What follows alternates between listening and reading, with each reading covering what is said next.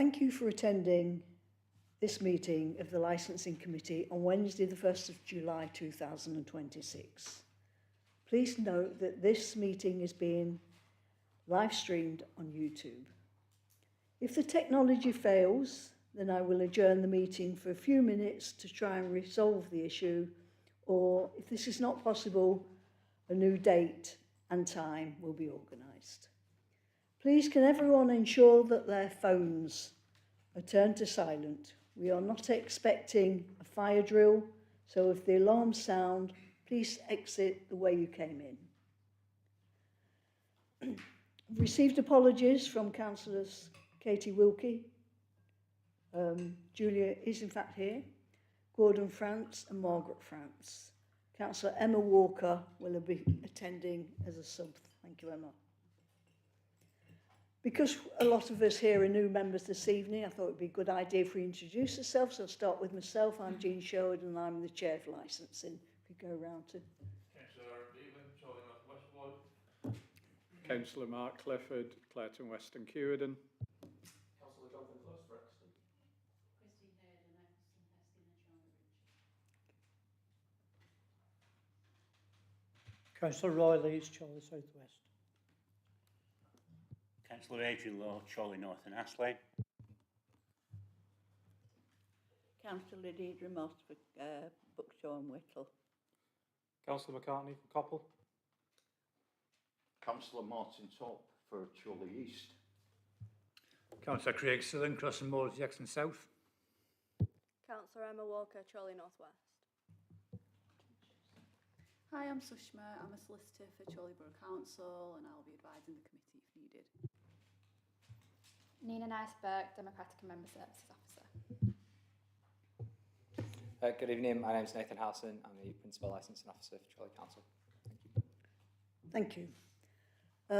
Today we said good farewell to Tommy Gray, Councillor Tommy Gray, and if we could all stand for a minute's silence for Tommy, please.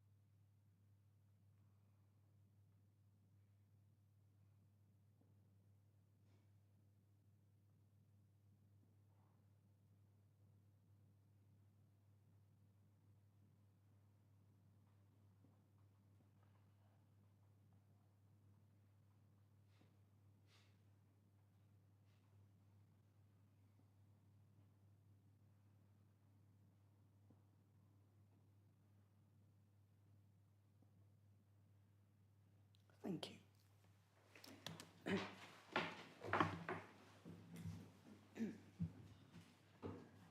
Item 1, declarations of any interest. Members are reminded of their responsibility to declare any pecuniary interests in respect of matters contained in this agenda. Does anybody have any interest to declare?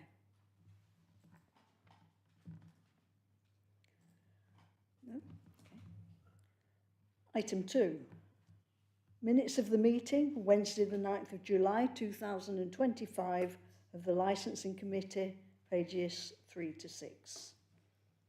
Shushma will give a legal advice in regards to those members not present and voting on the previous minutes.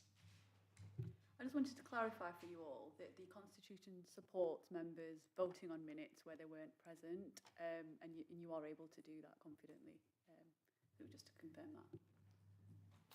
Thank you. Are there any issues to raise on the accuracy of the minutes? No. The recommendation is to approve the minutes of the previous meeting of the Licence Committee held on Wednesday the 9th of July 2025. Could I have a proposer, please? And a seconder, please? Those can vote for. Those against? Any abstaining?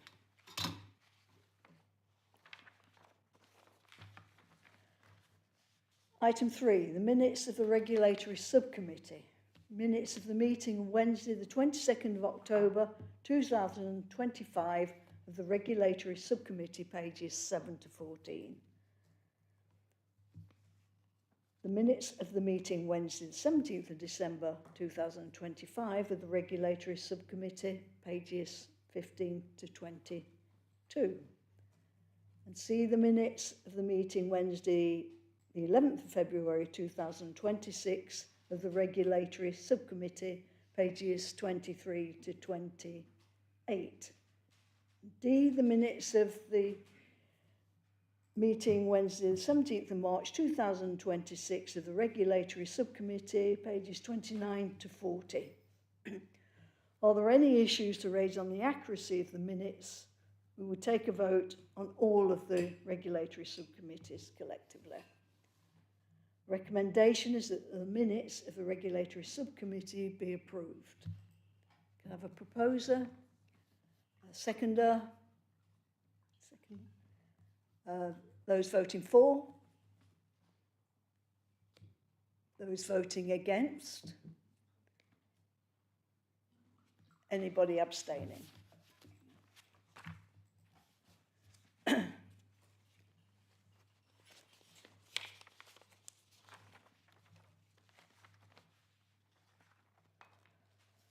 Item 4, minutes of the Licensing and Gambling Subcommittees.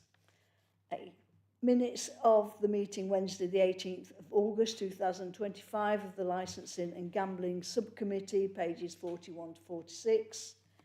B, the minutes of Wednesday the 8th of October 2025 of the Licensing and Gambling Subcommittee, 47 to 50. And the minutes on Wednesday the 25th of November 2025 of the Licensing and Gambling Subcommittee, pages 51 to 56. Are there any issues to raise on the accuracy of the minutes? We will take a vote on all of the Licensing and Gambling Subcommittees collectively.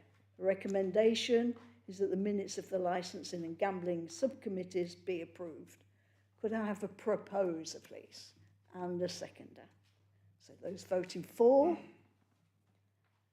those voting against, and those abstaining. Item 5, are there any public questions? No public questions have been received in advance of this meeting. I would respectfully ask that members of the public who have not registered to ask a question to remain quiet through the proceedings. Yes, we're watching the football. Item 6, revision of the statement of the licensing policy under the Licensing Act of 2003, pages 57 to 132. Nathan Howson, the licensing team leader, will present the report. Thank you, Nathan. Thank you, Chair, and good evening to members of the subcommittee, of the full committee rather. I'm going to begin the report, which starts on agenda page 57, if members want to follow along.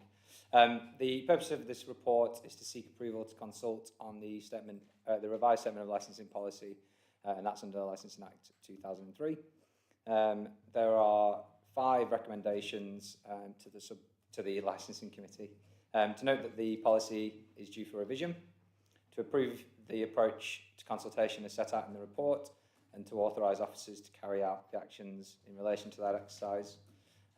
Where there are no responses received to the consultation, or where any responses are only minor or inconsequential, and which would only result in minor amendments to the draft, to recommend to Council that the policy be approved and implemented from the 18th of November. To delegate authority to the Director of Planning, Property and Planning to determine, in consultation with the Chair of the Committee, whether those responses received are minor and consequential, and to make such minor amendments as are necessary. And to note that where responses to the consultation are received which are deemed not to be minor and consequential, that a report will be brought back to the committee to consider those responses. The reasons for the recommendation: the authority has a duty to review its policy every 5 years, and the current version is due for revision. Other options considered and rejected is to not review the policy. It's rejected. We have a statutory duty to review this policy, and so that's why the recommendations have been made. At paragraph 10 to 15, there are a series of background points, sets out what the Act sets out to regulate, the objectives under the Act, and also a number of documents which the authority has to have regard to when carrying out its functions. And I'll move to paragraph 16, which talks about the actual policy which is due for revision. Through the revision process in 2021, the whole policy was redrafted, and there were some really significant changes to policy made. Therefore, as a result, this year we're proposing more moderate or more modest amendments. Those sort of more significant changes this year is there's a list at paragraph 17. There's an insertion of the section on Martin's Law, the new protect duty, a redraft of chapter 5, which is around temporary event notices.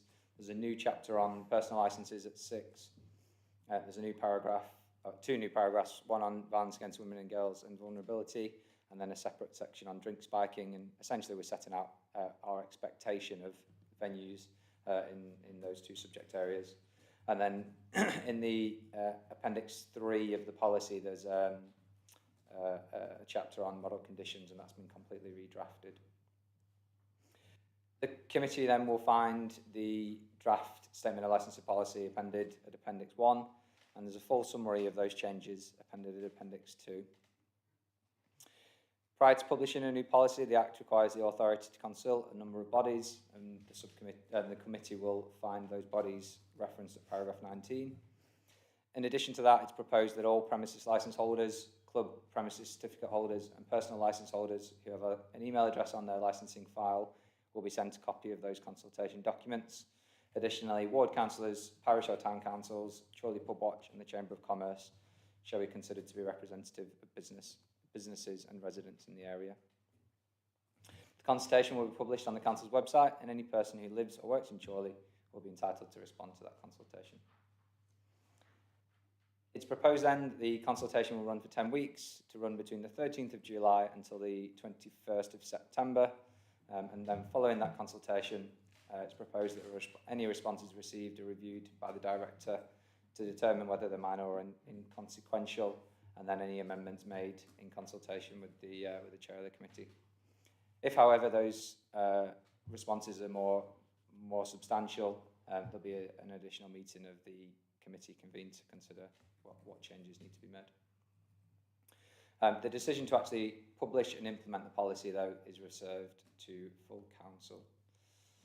Throughout the rest of the report, there's comments on climate change and air quality, equality and diversity, and risk. And in the appendix 3, you'll find there's an impact assessment which has been carried out.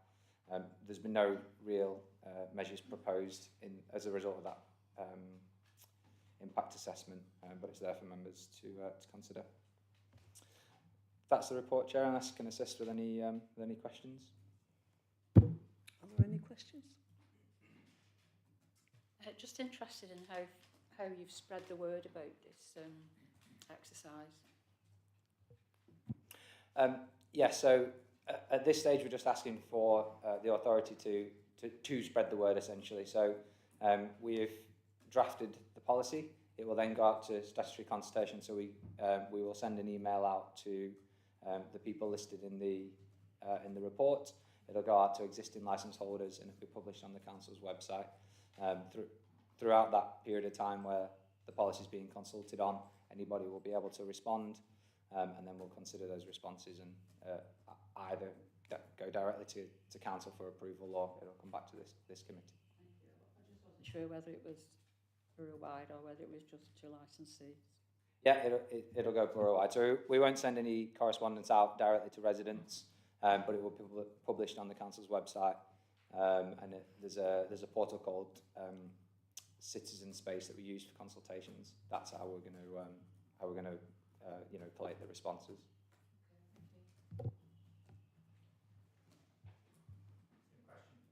Oh, thank you. Councillor Walker. Firstly, I just want to thank the officers for all the work on this policy. You can see that a lot's gone into it.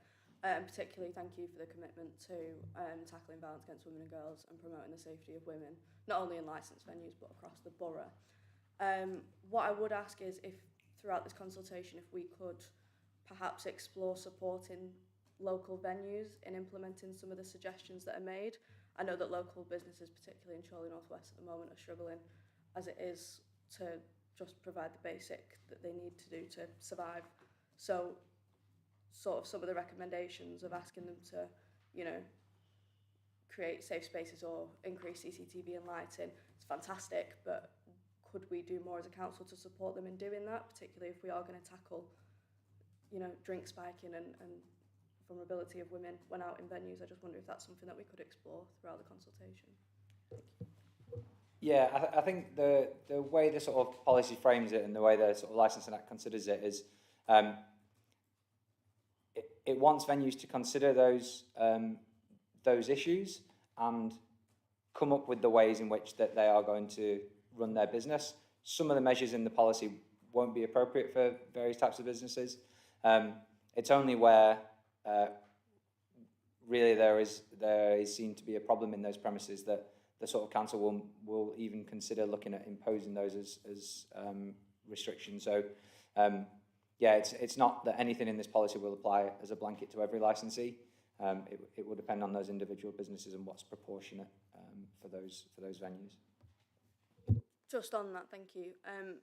We, as from what I can see, we're not actually mandated to be told what goes on in those venues. Obviously, we encourage the venues to let the council know, but there's no policy that the venues have to tell us. So yes, absolutely, if we're informed of incidents, but what about if we're not informed of incidents and those happen in the venue?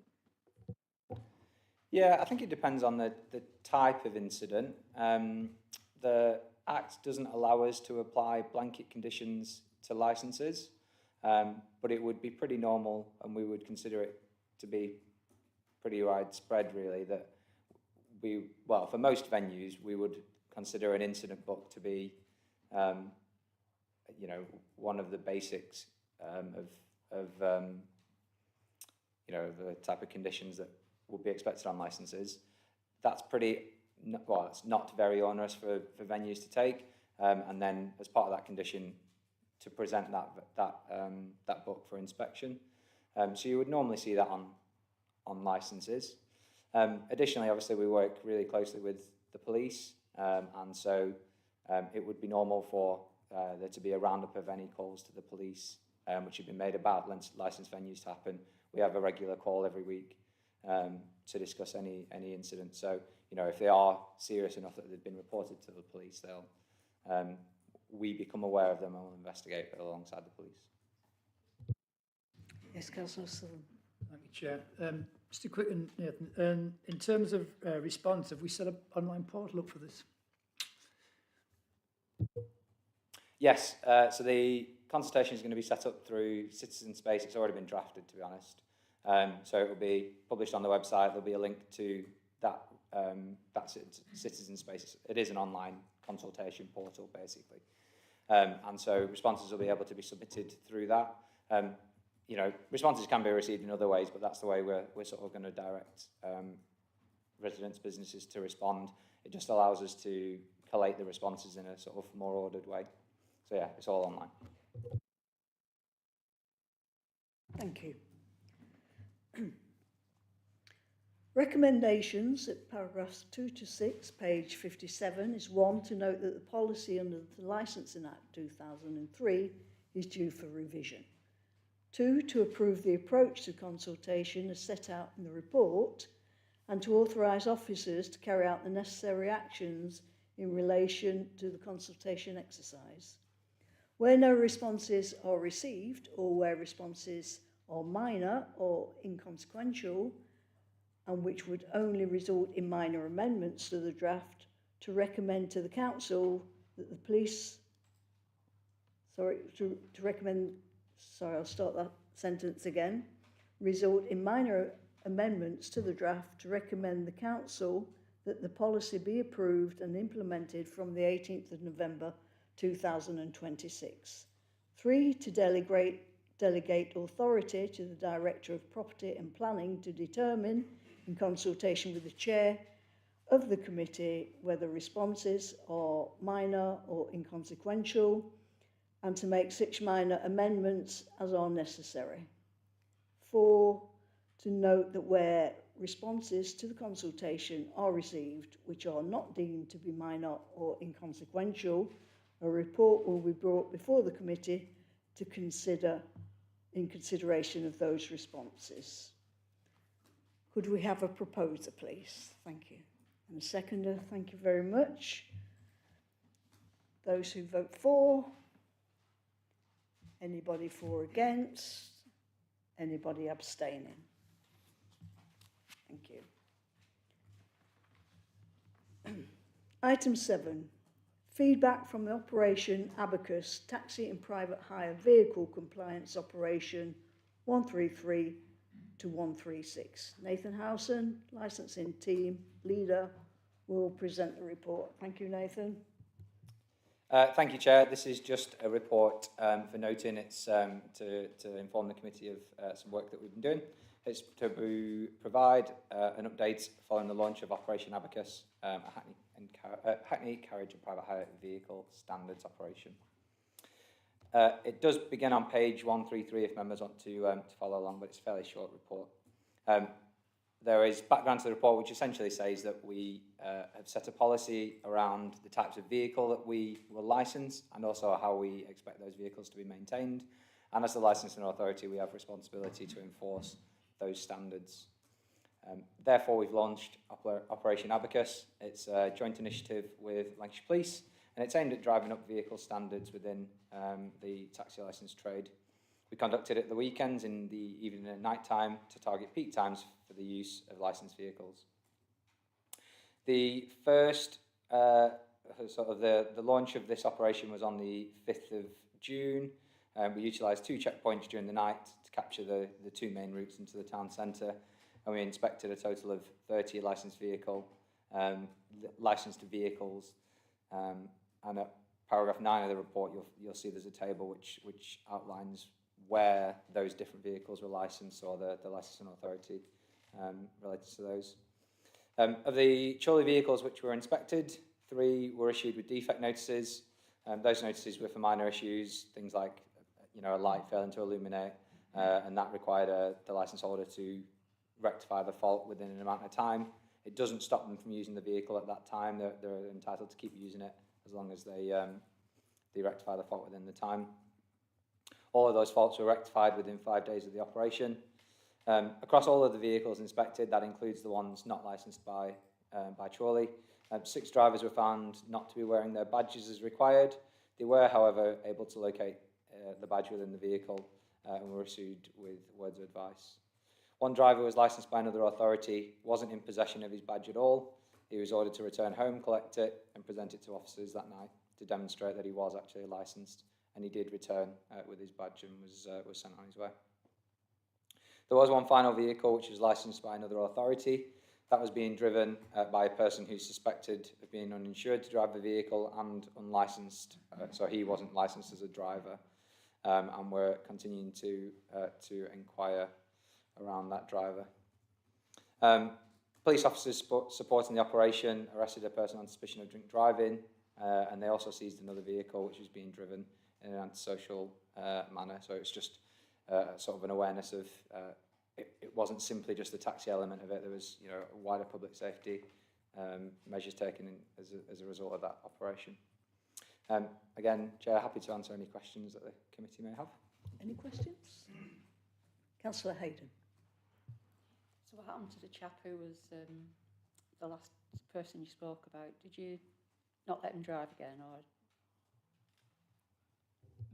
Yes, so I'm going to be quite cautious in what I say because there's a potential that there will be legal proceedings taken against him. So suffice to say, he was sent on his way and we are still carrying out inquiries around him. Councillor Sutherland. Thank you, Chair. Seeing with the exception of Wolverhampton, Nathan, we were pretty much on the ball with 7 vehicles inspected. Any particular reason for that? Is that because our Chorley coppers were a bit more sharp, like, or what? Can you give us an insight? Sorry, Councillor Southern, just run that one by me again. Sorry, just look at the number of vehicles inspected. Setting aside Wolverhampton, which is a city, you'd expect a bigger presence of police there. We inspected 7, whereas everybody else seems to have done severely less. Are our police somewhat sharper in Chorley? I realise. Right, sorry. Yes, so this was just Chorley officers who were conducting the operation. Essentially, any licensed vehicle that drove past the checkpoint was brought in. So I suppose you would expect to see a higher number of Chorley vehicles within Chorley. But yeah, I mean, there was a mixture of different licensing authorities and different vehicles brought in. Yeah. Councillor Lowe. Thank you, Chair. I welcome the report and the findings, particularly at paragraph 9 of the report. It's very useful for members of this committee who are charged with carrying out public safety and the licensing function to be updated after the event, and in effect not before, because otherwise if members, with all due respect, were given notification, it would kind of reduce. So I welcome the report and the findings, and both our officers and the police chair are on the ball. Thank you, Councillor Lowe. Any other questions? Thanks. In regard to the Wolverhampton, it seems a heck of a lot of Wolverhampton licences coming into the borough. Is this a regular thing? I mean, they've obviously come in from Wolverhampton, have they? Yes, I mean, it's just something that's happening within the industry at the moment, Councillor Lees. It is lawful for vehicles to be licensed in one authority and work predominantly or wholly within another area. And so, you know, licence holders will look around and see, for whatever reason that is relevant to them, they will become licensed in a place and then work in another place, and that's just permitted by law. So yeah, there are a number of vehicles licensed by Wolverhampton Council working in Chorley, and there's nothing inherently wrong about that. Thank you. Councillor Beaver. Thank you. Just to clarify, the Wolverhampton ones are pretty much Uber drivers, aren't they? Who can come from anywhere, but they have to be licensed in Wolverhampton, but work in and around here and live around Chorley. Is that the case? Essentially what the law says is that as long as you have they refer to it as the trinity of licenses, so the driver, the vehicle and the operator are licensed by the same authority, there's no restriction on where that trio takes their work from. So that's one private, Uber Britannia is one private hire operator that's licensed by Wolverhampton, and provided jobs are routed through that operator, that's perfectly lawful.